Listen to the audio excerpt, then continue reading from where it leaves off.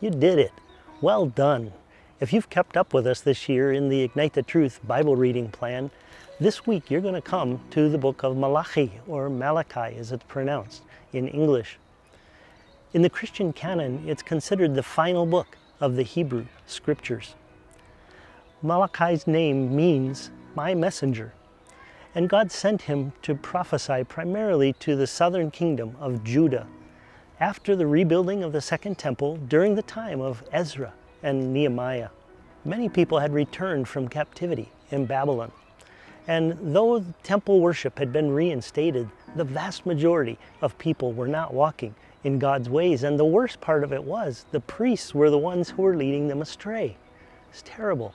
In chapter 3 and verse 5, we'll read a long list of sins and injustices that were prevalent in his day. People were dealing falsely with one another because they had wrong beliefs about God.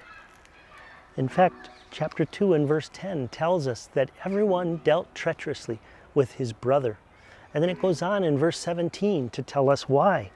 It says that people stopped believing in God's righteous justice.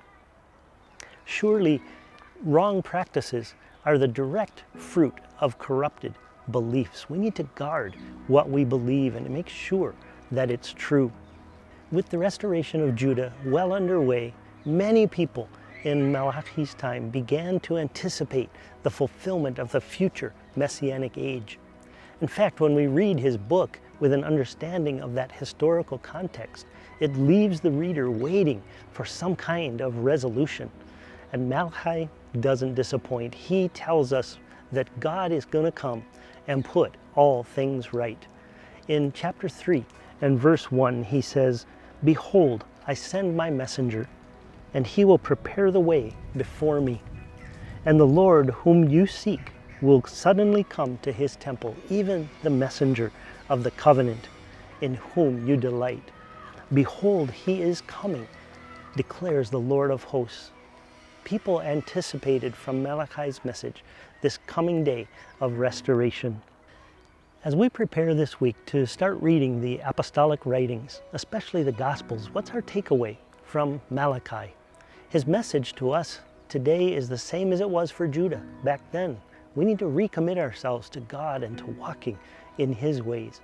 In Malachi chapter 3, God reminds us, "I am the Lord, I do not change. Therefore you're not consumed, O sons of Jacob." Is our belief in God and his righteous justice still clear? He's going to come and put all things right in the world for the sake of his great name. Are you ready?